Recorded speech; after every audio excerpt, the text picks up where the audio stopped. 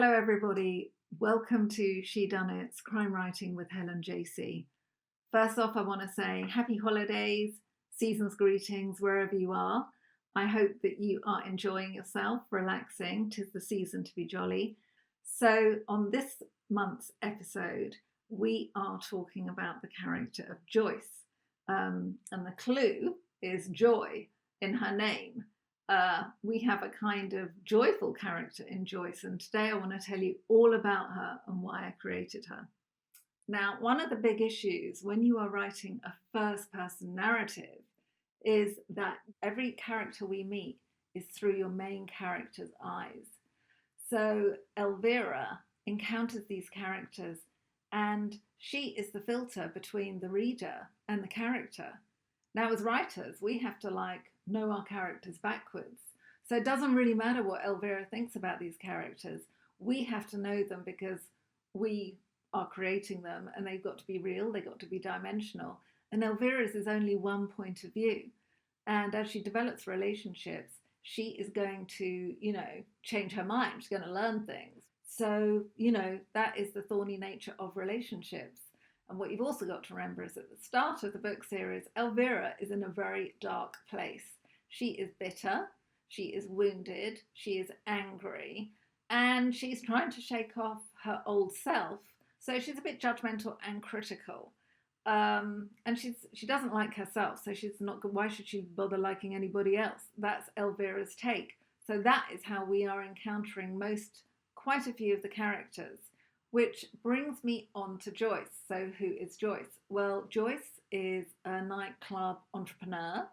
She is a trans woman and she runs her nightclub. Somehow she is in with the LAPD. Somehow she's got some, juice on them. So they leave her club alone. So Joyce's club in Jailbird Detective is somewhere that Elvira goes and discovers on one of her trails. And she meets the character of Joyce. And when I was developing Joyce, I was inspired by, women who they've got their act together. They've been through life. They know what they want and they know who they are. She is the opposite of Elvira. And I think that's why Elvira has a kind of tension with Joyce. Because when we unconsciously meet someone who is everything that we really should be and want to be, we sometimes don't like them, and that's a complex dynamic.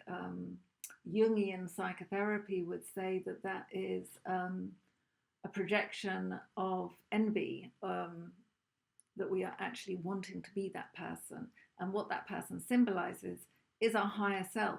So sometimes when you instantly dislike someone, it's either because they remind you of negative parts of yourself, or they actually are who you probably should striving, who you would like to be, but you just haven't admitted that to yourself. So who is Joyce?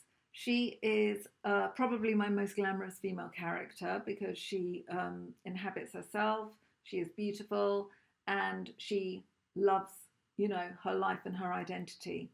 That is who she is. Out of all my characters, she is probably the one who is most married to the role choices that I think she represents and how she's living her life, because she is fully realized. So I would say she's an Amazon, she's a rebel, she's a boss, she's a mother, and she's a healer. So how does Joyce, the character, manage to inhabit all those role choices? Well, as an Amazon, by my definition, an Amazon role choice, and this is in my book, The Women in the Story, Amazons actually provide liberation and freedom to others. They are motivated to free and empower people. That is their spirit energy.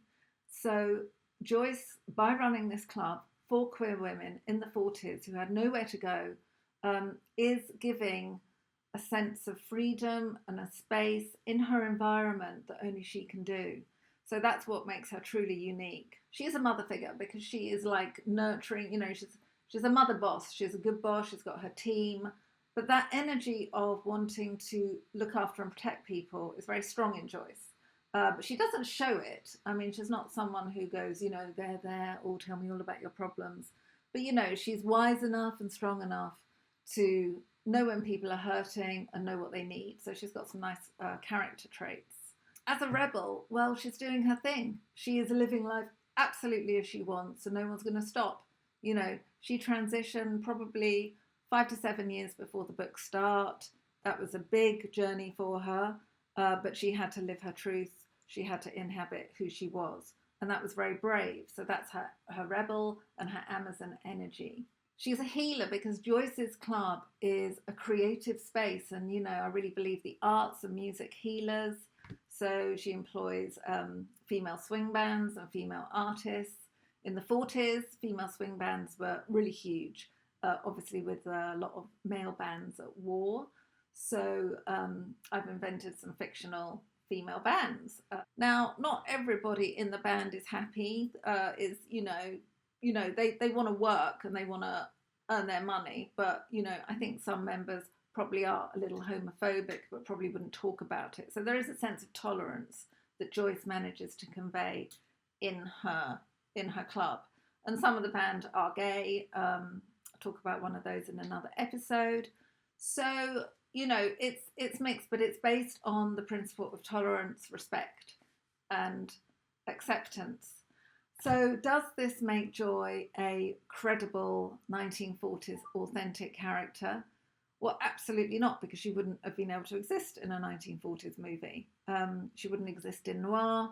So that's why I've had great fun bringing her to life, because she is, she really does represent 1940s noir with a female gaze. The other thing about Joyce is that she was married in her dead self as a man. She was married to another boss lady called Reba T. Reba doesn't actually like women. She exploits them, whereas Joyce actually empowers women. But they did have love for each other. And, Reba will think that, the transition broke her heart. She couldn't move on from that.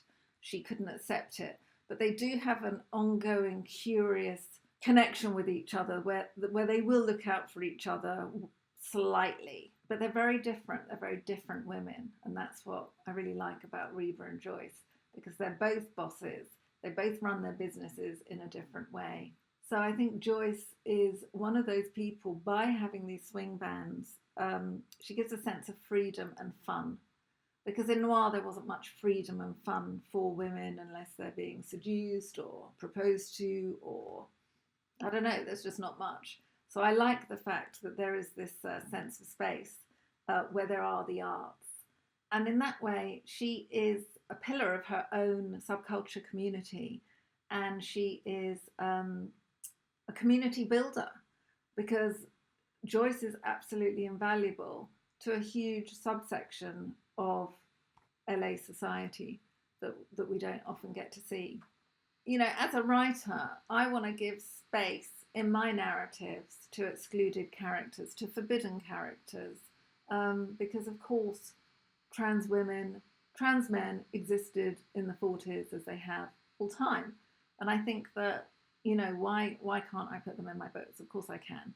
They are real dimensional people who need to be included, because, 1940s noir with a female gaze is inclusive. It's crime writing that flips the stereotypes, but it doesn't just flip the stereotypes. When we are trying to subvert a genre and we're trying to include characters, what we're actually doing is we're inventing new tropes for that genre, and that's actually what it's all about. So I wouldn't call Joyce a trope. She is a multidimensional human being. We do only meet her through Elvira's eyes, but I think that when the reader meets Joyce, they will understand that she is completely different to Elvira's perspective. So Joyce, for me, she is the ultimate in progressive, inclusive, empowering, vibrant, strong women that we rarely see in crime noir.